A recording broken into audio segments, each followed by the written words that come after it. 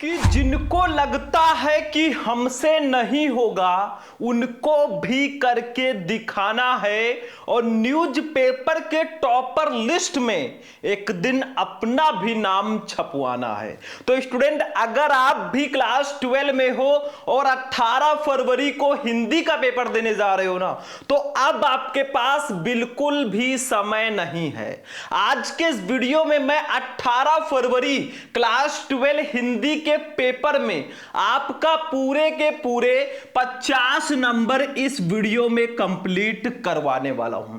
अब कुछ स्टूडेंट सोचेंगे सर जी 50 नंबर ही क्यों कंप्लीट कराएंगे, पेपर तो 100 नंबर का आता है। देखो, आज के इस वीडियो में हम क्लास 12 हिंदी के पूरे खंड का को एक ही वीडियो में पढ़ेंगे जिससे आपका पूरे 50 नंबर कंप्लीट होगा। अब समय नहीं है, खुद को कमरे में बंद कर दो और प्रूफ कर दो कि कम से कम समय में पढ़कर हम हिंदी में 90 प्लस 95 प्लस लेकर आए हैं। यह मैं पहली बार वीडियो नहीं बना रहा हूं। जो मेरा 3 4 5 साल का एक्सपीरियंस है ना, हर साल मैं ऐसा ही मैराथन क्लास बच्चों को देता हूं। लाखों बच्चे कम से कम समय में पढ़कर 100 में 90 प्लस 95 प्लस लेकर आते हैं। इस बार आपकी बारी है। कॉपी पेन लेकर बैठ जाना और आज के इस वीडियो को शुरू से लेकर लास्ट तक देख लेना। ये कोई छोटा मोटा वीडियो नहीं है। आज हम इस वीडियो में टोटल 7 टॉपिक पढ़ेंगे। सबसे पहले पढ़ेंगे हिंदी के बहुविकल्पीय प्रश्नों को, टोटल ये 10 नंबर के आते हैं। फिर महत्वपूर्ण गद्यांश को सॉल्व करेंगे, टोटल 10 नंबर के। कैसे आपको सॉल्व करना है विथ ट्रिक वो भी मैं आपको बताऊंगा। मान लीजिए आप एग्जाम देने चले गए, गद्यांश आपके सामने है, आपको वो आ नहीं रहा है, फिर भी कैसे लिखना है वो भी मैं आपको बताऊंगा। कैसे आंसर ढूंढ ढूंढ के लिखना है। फिर हम महत्वपूर्ण पद्यांश को भी सॉल्व करेंगे 10 नंबर। लेखक का साहित्यिक परिचय पढ़ेंगे 5 नंबर। ये 100% फिक्स होता है। कवि का साहित्यिक परिचय 5 नंबर, कहानी 5 नंबर, खंडकाव्य 5 नंबर। इसमें से जो 20 नंबर के टॉपिक है ना, लेखक का साहित्यिक परिचय, कवि का साहित्यिक परिचय, कहानी, खंडकाव्य, ये 100% फिक्स होता है। जो बताएंगे वही आएगा, हम भी नहीं, कोई भी टीचर बता सकता है। तो चलिए स्टार्ट करते हैं आज के इस जर्नी को। सबसे पहले हम पढ़ेंगे बच्चों बहुविकल्पीय प्रश्नों को। बहुविकल्पीय प्रश्न आपके बोर्ड एग्जाम में टोटल 10 नंबर के पूछे जाते हैं और आज के इस वीडियो में सबसे पहले हम बहुविकल्पीय प्रश्नों को पढ़ेंगे। ये मैराथन क्लास है, थोड़ा सा समय निकाल कर ध्यान से इस वीडियो को देख लेना, नहीं तो बाद में आपको पछताना पड़ेगा। ठीक है, चलो तो स्टार्ट करते हैं। इसका पीडीएफ कैसे मिलेगा अभी मैं बताऊंगा। देखो, फर्स्ट का 100 अजान एक सुजान के लेखक कौन है? इंपॉर्टेंट क्वेश्चन है। 100 अजान एक सुजान, भारतेंदु हरिश्चंद्र, प्रताप नारायण मिश्र, श्याम सुंदर दास या बालकृष्ण भट्ट? भैया बालकृष्ण भट्ट जी हैं 100 अजान एक सुजान के लेखक। वीडियो को जितना हो सके लाइक कर देना मेरे भाई। आप लोगों के एक एक लाइक से हमें मोटिवेशन मिलता है। अगर आपको सारे सब्जेक्ट का नोट्स चाहिए वो भी बिल्कुल फ्री में, तो भैया एक काम करना, प्ले स्टोर से शुभम लेक्चर ऐप डाउनलोड कर लेना। साथ में इस वीडियो को सिर्फ और सिर्फ 2000 लाइक्स तक आप लोग पहुंचा देना।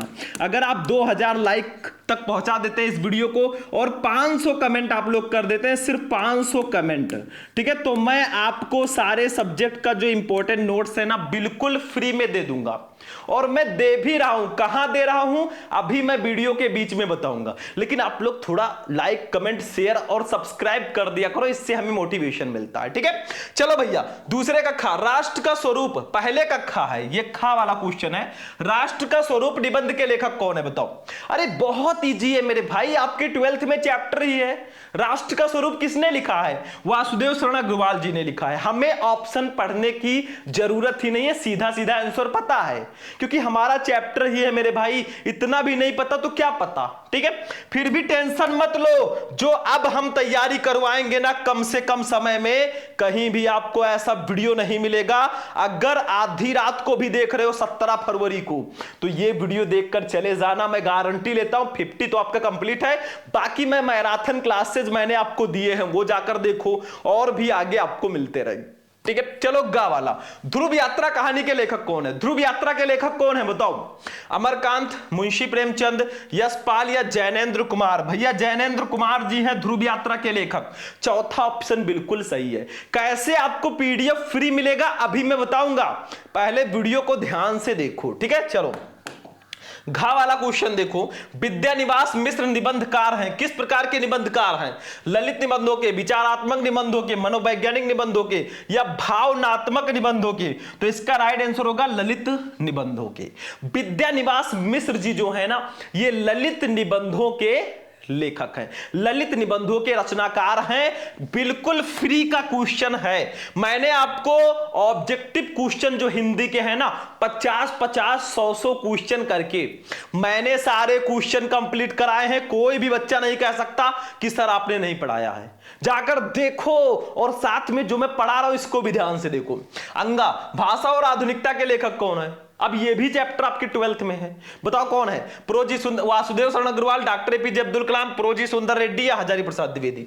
भैया रेड्डी जी हैं, प्रोजी सुंदर रेड्डी जी हैं भाषा और आधुनिकता के लेखक। एक काम करना, आपके जितने भी लेखक हैं, जितने भी कवि हैं, सबका साहित्यिक परिचय और उनकी रचनाओं को पढ़ लो मेरे भाई। 5 नंबर 10 नंबर उधर भी कंप्लीट, और साथ में ऑब्जेक्टिव में भी क्वेश्चन आते हैं, तो क्यों ना इसको पढ़ लें? क्यों पढ़े हो चक्कर में? कोई नहीं है टक्कर में। चलो भैया 5 क्वेश्चन हो गए। अब दूसरे का क्या रहेगा? इसमें भी 5 क्वेश्चन रहेंगे, लेकिन ये हिंदी पद्य के इतिहास से रहेंगे। अभी तक जो हमने 5 पढ़ा वो हिंदी गद्य के इतिहास से थे, ठीक है। चलो दूसरे का क्या? हिंदी साहित्य का इतिहास लिखने वाले सर्वप्रथम विद्वान कौन है? डॉक्टर गियरसन, गारसा दत्त तासी, डॉक्टर रामकुमार वर्मा या आचार्य रामचंद्र शुक्ल? भैया हिंदी साहित्य का इतिहास लिखने वाले सबसे पहले विद्वान हैं गारसा दत्त तासी। सेकंड ऑप्शन बिल्कुल सही है, आंख बंद करके टिक कर देना। चलो बच्चों खा वाला क्वेश्चन देखो, बढ़ते चलो आगे, पीछे मुड़कर अब नहीं देखना है। भले ही खुद को कमरे में बंद करना पड़े, लेकिन प्रूफ करके दिखाना है कि हां हम कर सकते हैं। जो कहते हैं तुझसे नहीं होगा, उनको भी करके दिखाएंगे। और ध्यान रखो मेरे दुश्मनों, एक दिन हम भी टॉपर बन के दिखाएंगे। चलो मलिक मोहम्मद जायसी को किस काव्यधारा का कवि माना जाता है? मलिक मोहम्मद जायसी। ज्ञान मार्गी अथवा संत काव्यधारा? नहीं। राम मार्गी काव्यधारा हो ही नहीं सकता। सूफी काव्यधारा या सगुण भक्ति काव्यधारा? भैया सूफी काव्यधारा का कवि माना जाता है मलिक मोहम्मद जायसी को, ठीक है। चलो बच्चों गा वाला क्वेश्चन देखो, देखो पूरे खंड का को पढ़ने वाले हैं। अभी तो पार्ट 2 शुरू हुई है, आगे आगे देखिए होता है क्या।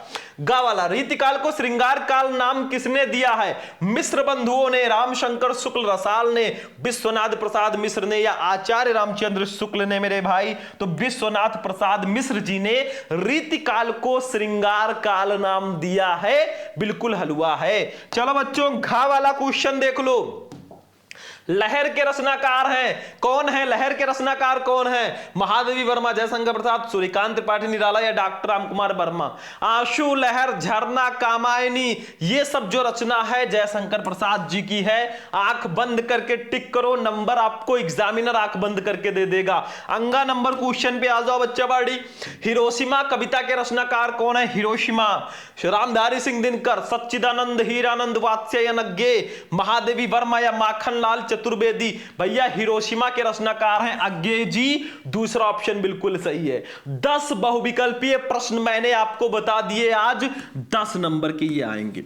और भी क्वेश्चन चाहिए यूट्यूब पे जाकर सर्च कर लेना, class 12 Hindi important objective question Shubham lecturer video मिल जाएगा, जाकर जरूर देखना। अब बच्चों हम गद्यांश को देखेंगे। गद्यांश एक ऐसा टॉपिक ना मेरे हिसाब से बिल्कुल हलवा है। सिर्फ आप इस गद्यांश को ध्यान से पढ़ो, 10 नंबर का ये आता है बच्चों। गद्यांश को पढ़ना है, थोड़ा सा पहचानना है, और ये देखो 5 क्वेश्चन दिए गए हैं, इसका आंसर लिखना है। इन 5 क्वेश्चन का आंसर हमें अमेजॉन, फ्लिपकार्ट या मीशो से नहीं मंगवाना, हमें डायरेक्टली इसी में मिल जाएगा। अभी मैं ढूंढ कर बताने वाला हूं, ठीक है। देखो ध्यान से, पहले इसको पढ़ते हैं, फिर क्वेश्चन का आंसर ढूंढते हैं, फिर लिखते भी हैं। मैं आपको सारी चीजें बताऊंगा। बाकी हिंदी की कॉपी कैसे लिखे उस पर मैं वीडियो ऑलरेडी बना चुका हूं। गद्यांश पर मैंने 5 गद्यांश करके वीडियो बनाया, यूट्यूब पे सर्च करोगे क्लास 12 हिंदी इंपॉर्टेंट गद्यांश शुभम लेक्चरर, वीडियो मिल जाएगा, जाकर देख लेना। तो इसको पढ़ते हैं फिर ट्रिक के साथ आंसर ढूंढते हैं। देखो, भाषा स्वयं संस्कृति का एक अटूट अंग है। संस्कृति परंपरा से निश्रित होने पर भी परिवर्तनशील और गतिशील है। उसकी गति विज्ञान की प्रगति के साथ जोड़ी जाती है।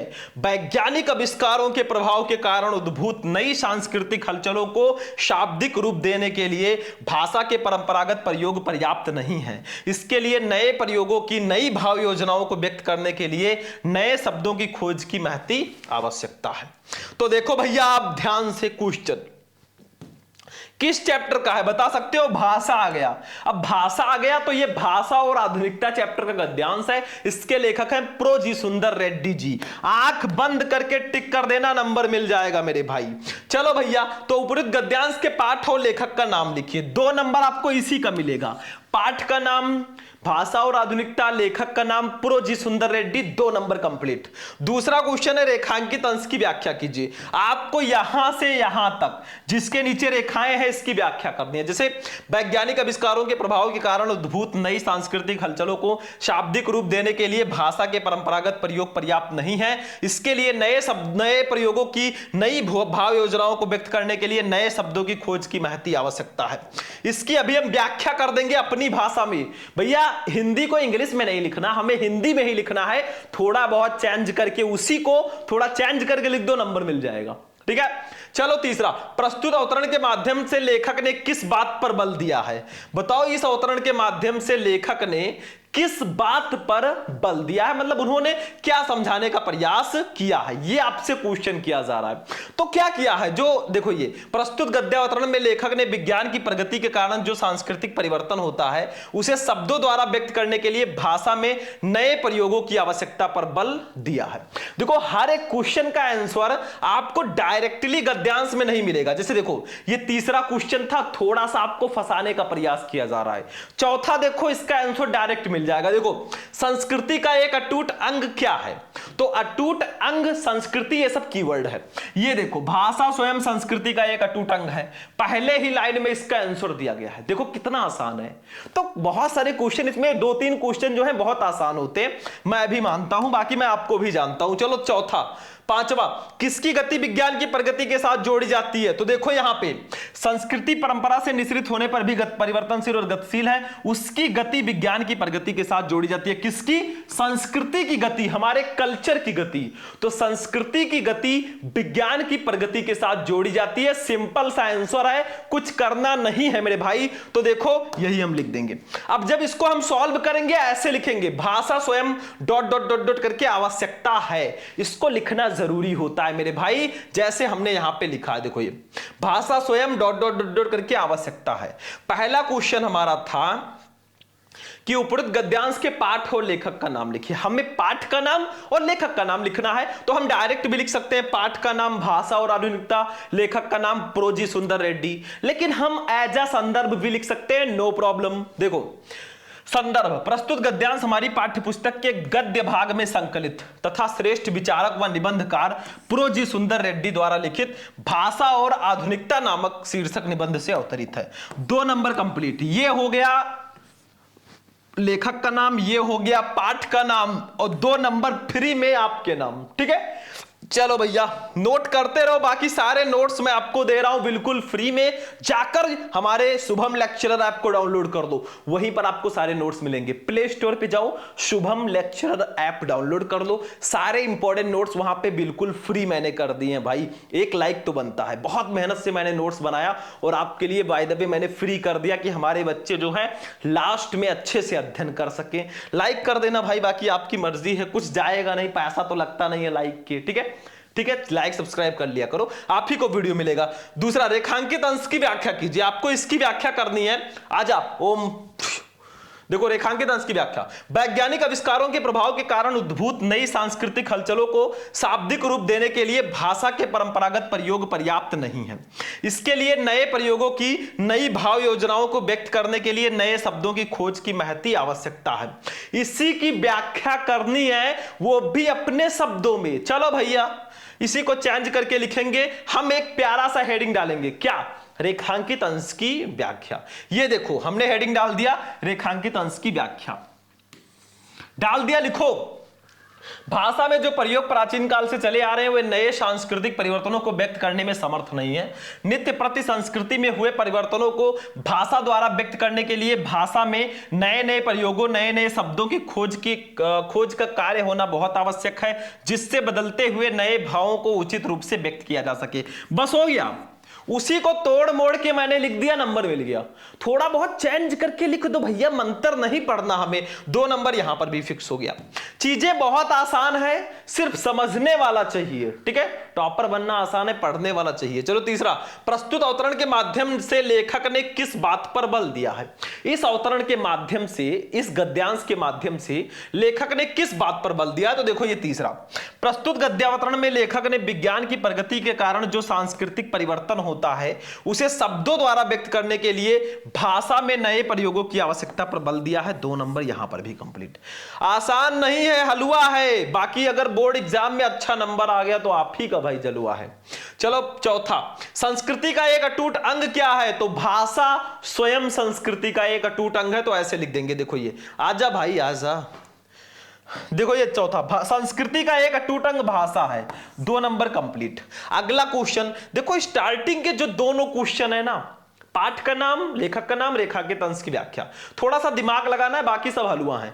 किसकी गति विज्ञान की प्रगति के साथ जोड़ी जाती है? भैया संस्कृति की गति विज्ञान की प्रगति के साथ जोड़ी जाती है, अभी तो मैंने बताया था। तो यहां पे लिख दो, संस्कृति की गति विज्ञान की प्रगति के साथ जोड़ी जाती है। 2 नंबर यहां पर भी ले जाओ भाई, 10 में 10 लेकर आओगे अगर ऐसे करके आओगे, बाकी आपकी मर्जी।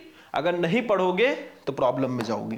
चलो भैया पद्यांश पे चलते हैं। ये देखो पद्यांश आ गया है, पढ़ने में तो बहुत मजा आता है, मीनिंग अगर आपको निकालना आता है। मैंने आपको बताया था कि आप पवन दूतिका, कैकेयी का अनुताप, श्रद्धा मनु गीत, इन सब चैप्टर का हिंदी मीनिंग पढ़ लो बच्चों। सबसे ज्यादा पद्यांश इसी से आता है। जैसे ये हमारा आ गया है पवन दूतिका से, ठीक है। 10 नंबर का ये भी आता है, सेम प्रोसेस है। मतलब इस पद्यांश को ध्यान से पढ़ना है।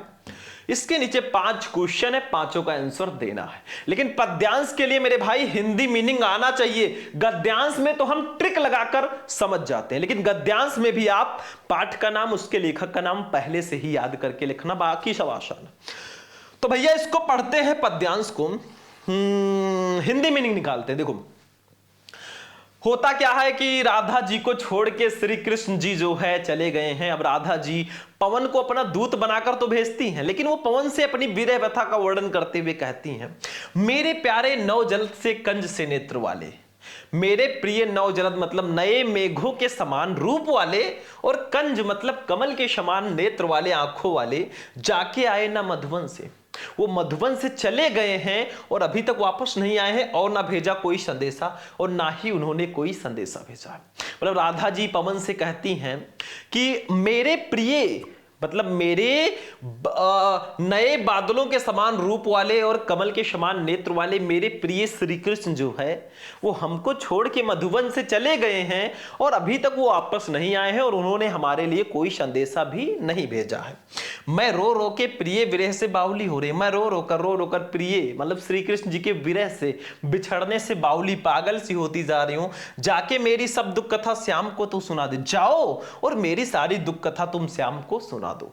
मतलब वो कहती है कि मैं श्री कृष्ण जी के बिछड़ने से रो रो कर पागल सी हो रही हूं, तुम जाओ और मेरी सारी दुख कथा श्री कृष्ण को सुना दो। वो पवन से कहती है, वायु से, उनको अपना दूत बनाकर भेजती है, तभी तो पवन दूती का चैप्टर का नाम है। फिर वो कहती है, ज्यों ही मेरा भवन तज तू अल्प आगे बढ़ेगी, जैसे ही मेरे घर को तज छोड़कर तू अल्प थोड़ा सा आगे बढ़ेगी। शोभा वाली, शोभा से युक्त, सुखद सुख प्रदान करने वाली कितनी मंजू कुंजे मिलेंगे। मंजू कुंजों का मतलब जो करौंदे की बगीचे होते हैं झाड़ियां होती है वो सब मिलेंगी। वो कहती है जैसे ही तू मेरे भवन को, मेरे घर को छोड़कर थोड़ा सा आगे बढ़ेगी, तुम्हें शोभा से युक्त बहुत सारे करौंदे के बगीचे या फिर लता झाड़ियां मिलेंगी। प्यारी छाया मृदुल स्वर से मोह लेंगी तुझे भी, मतलब वो कहते हैं कि अपनी प्यारी छाया और मधुर स्वर से वो तुझे अपनी ओर आकर्षित करेंगी। तो भी मेरा दुख लख वहां जाना विश्राम लेना, तो भी मेरे दुख को ध्यान में रखकर तुम वहां जाना, विश्राम ना लेने लगना, ऐसा वो कहती हैं। ठीक है, अब क्वेश्चन देखो भैया, चलो उपरोक्त पद्यांश के शीर्षक और कवि का नाम लिखिए। भैया शीर्षक का नाम पवन दूतिका, कवि का नाम अयोध्या सिंह उपाध्याय हरिओद। दूसरा, रेखांकित अंश की व्याख्या कीजिए, इन दोनों लाइनों का व्याख्या कर दो। मेरे प्यारे नवजरत से कंज से नेत्र वाले, जाके आए ना मधुबन से और न भेजा संदेशा, इसकी व्याख्या कर देंगे, अभी हम हलवा है। तीसरा, पवन दूतिका द्वारा किसने किसको संदेश भेजा है? पवन दूतिका द्वारा राधा जी ने श्री कृष्ण जी को संदेश भेजा है। अगर हिंदी मीनिंग आपको आता है, ये चीजें आपके लिए हलवा हो जाएंगी, ये मेरी गारंटी है। चौथा, प्रस्तुत पद्यांश में श्री कृष्ण के सौंदर्य का वर्णन किस प्रकार किया गया है? तो प्रस्तुत पद्यांश में श्री कृष्ण जी को बताया गया है कि उनका जो शरीर है वो नए बादलों के समान है और उनके जो नेत्र हैं वो कमल के समान है, पहले ही लाइन में बताया गया था। पांचवा, राधा की मनोदशा का वर्णन कीजिए। राधा श्री कृष्ण जी के विरह में रो रो कर पागल हो रही है, यही लिख दो, काम खत्म है। 2-2 नंबर फिक्स, 10 नंबर लेके आओगे। चलो भैया आप लिखते हैं, ऐसे लिखेंगे, मेरे प्यारे डॉट डॉट डॉट डॉट करके ना विश्राम लेना। पहला क्वेश्चन है, उपरोक्त पद्यांश के शीर्षक और कवि का नाम लिखिए। डायरेक्ट भी लिख सकते हो, शीर्षक का नाम पवन दूतिका, कवि का नाम है अयोध्या सिंह उपाध्याय हरिओद, लेकिन हम ऐसा संदर्भ लिखेंगे। देखो, प्रस्तुत पद्यांश महाकवि अयोध्या सिंह उपाध्याय हरिओद द्वारा रचित प्रिय प्रवास से हमारी पाठ्य पुस्तक के पद्य भाग में संकलित पवन दूतिका शीर्षक काव्यांश से अवतरित है। 2 नंबर कंप्लीट। मतलब इनका एक बहुत ही फेमस महाकाव्य है प्रिय प्रवास, ये रचना उसी से ली गई है मेरे भाई, बाकी पवन दूतिका चैप्टर से। 2 नंबर आपका कंप्लीट हो जाएगा। या डायरेक्ट भी लिख सकते हो, शीर्षक का नाम पवन दूतिका, कवि का नाम अयोध्या सिंह उपाध्याय हरिओद, बहुत आसान है। चलो अगला क्वेश्चन, चलो भाई नेक्स्ट। दूसरा, रेखांकित अंश की व्याख्या कीजिए। आपको इसकी व्याख्या करनी है, देखो ध्यान से, किसकी व्याख्या करनी है? आजा भाई। मेरे प्यारे नौ जलद से कंज से नेत्र वाले, जाके आए न मधुबन से और न भेजा संदेशा, इसकी आपको रेखांकित अंश की व्याख्या करनी है। वही चीज जो हिंदी मीनिंग अभी मैंने बताया है वही आपको लिख कर आना है, कहीं बाहर से आंसर नहीं लाएंगे।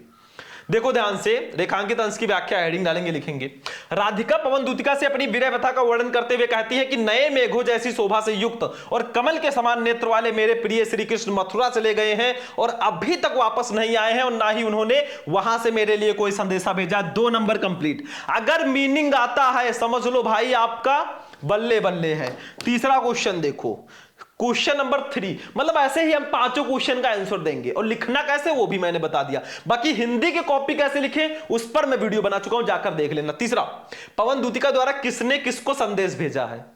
अरे भैया इतना नहीं पता तो क्या पता, चलो इसका भी आंसर जान लेते हैं।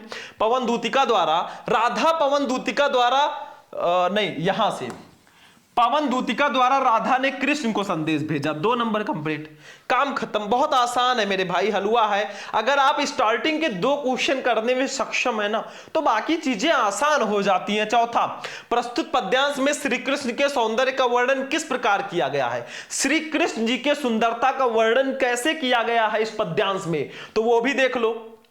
देखो, ये कृष्ण आकाश में छाए नवीन मेघों के समान रूप वाले हैं तथा उनके नेत्र कमल के समान हैं, यही बताया गया है। 2 नंबर यहां पर भी ले जाओ। 5वां क्वेश्चन कुछ नहीं है, हिंदी मीनिंग आता है समझ लो, बस सब कुछ आपको आता है। 5वां क्वेश्चन देख लो, राधा की मनोदशा का वर्णन कीजिए, मतलब राधा जी की दशा कैसी है वो आपको बताना है। आसान है मेरे भाई। चलो 5वां देख लो, राधा श्री कृष्ण के विरह में रो रो कर पागल हो रही है। 2 नंबर भैया, 10 नंबर में 10 में 10 लेकर आओगे मेरे भाई, सिर्फ थोड़ा सा दिमाग लगाना पड़ेगा। चलते हैं अपने 100% फिक्स टॉपिक पे, वो है लेखक का साहित्यिक परिचय। 3 लेखक को पढ़ लो, वासुदेव शरण अग्रवाल, हजारी प्रसाद द्विवेदी, प्रोजी सुंदर रेड्डी या हरिशंकर प्रसाद, आपका काम हो जाएगा। बस इतना 100% फिक्स है ये, और कवियों में भी 100% फिक्स है। आज हम पढ़ेंगे आचार्य हजारी प्रसाद द्विवेदी जी का। जब भी आप किसी भी लेखक या कवि का साहित्यिक परिचय लिखो ना, पहले एक छोटा सा जीवन परिचय लिखना, जन्म, जन्मस्थान, शिक्षा दीक्षा, मृत्यु, या आप संक्षिप्त परिचय भी बॉक्स बनाकर लिख सकते हैं। फिर हम लिखेंगे अपना मेन हेडिंग, वो है बच्चों साहित्यिक परिचय। तो पहले जीवन परिचय देख लेते हैं थोड़ा सा। हिंदी के श्रेष्ठ निबंधकार आचार्य हजारी प्रसाद द्विवेदी का जन्म सन 1907 ईस्वी में बलिया जिले के दूबे का छपरा नामक ग्राम में हुआ था। इनके पिता श्री अनमोल द्विवेदी ज्योतिष और संस्कृत के प्रकांड विद्वान थे। हजारी प्रसाद द्विवेदी का 19 मई 1979 ईस्वी को रुग्णता के कारण स्वर्गवास हो गया। काम खत्म। बस साहित्यिक परिचय मतलब इनका हिंदी साहित्य में कैसा परिचय है, कैसी कैसी रचनाएं करते थे, क्या करते थे, ये सब आपको लिखना है साहित्यिक परिचय में। बहुत आसान है मेरे भाई, बहुत आसान।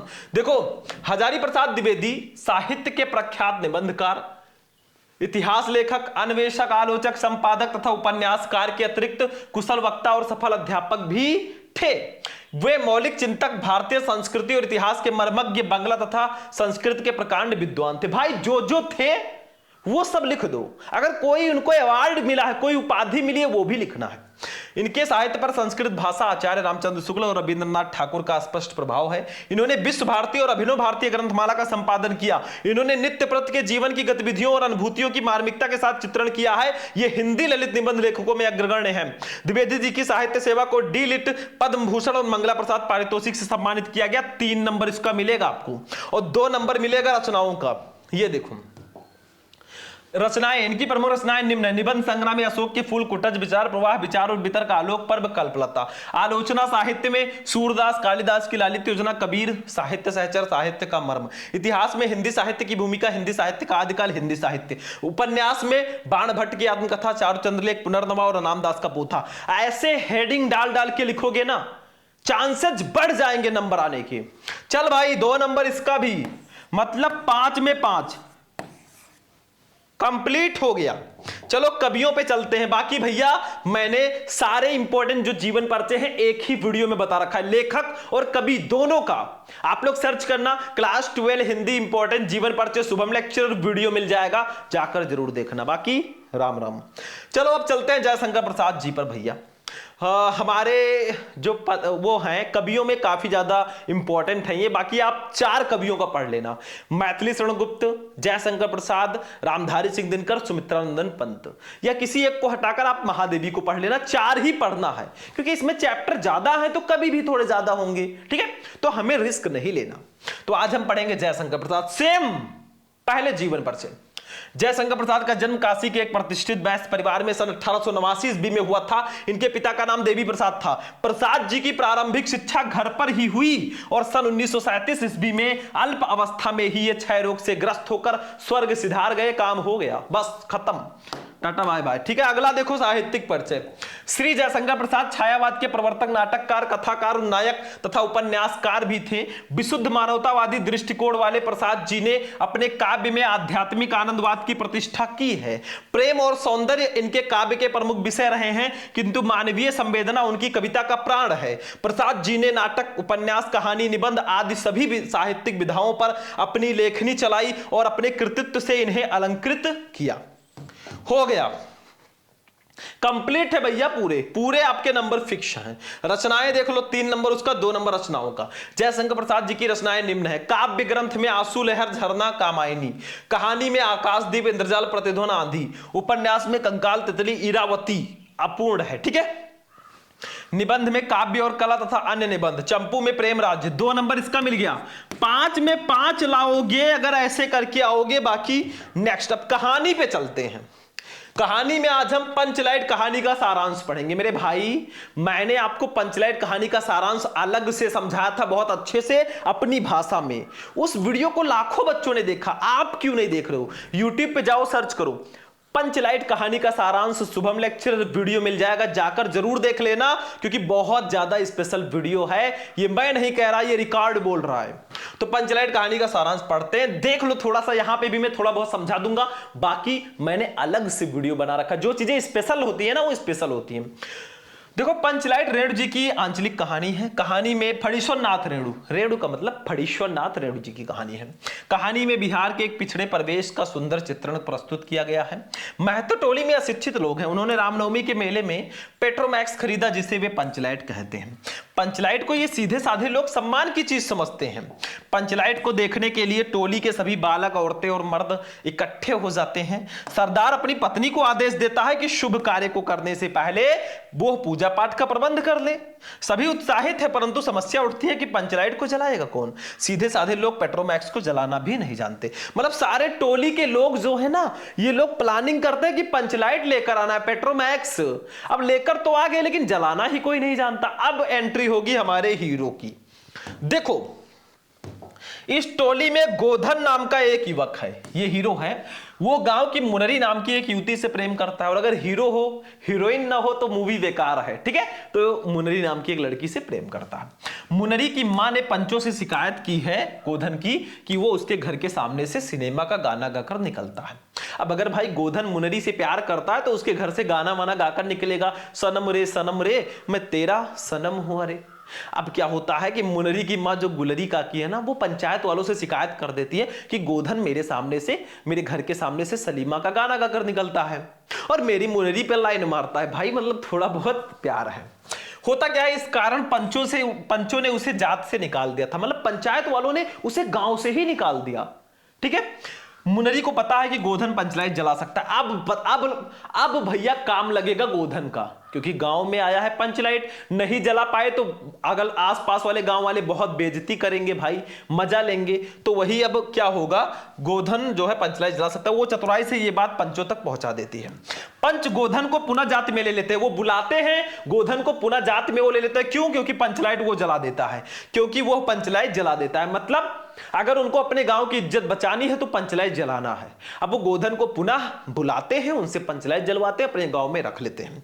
मुनरी की मां गुलरी काकी प्रसन्न होकर गोधन को शाम के भोजन का निमंत्रण देती है। भैया जिस गुलरी काकी ने गोधन को मतलब गांव से बाहर निकलवाया था, अब वो गोधन को डिनर के लिए इनवाइट करती है। सोचो, आवश्यकता जो है बड़े से बड़े संस्कार और नियम को व्यर्थ साबित कर देती है।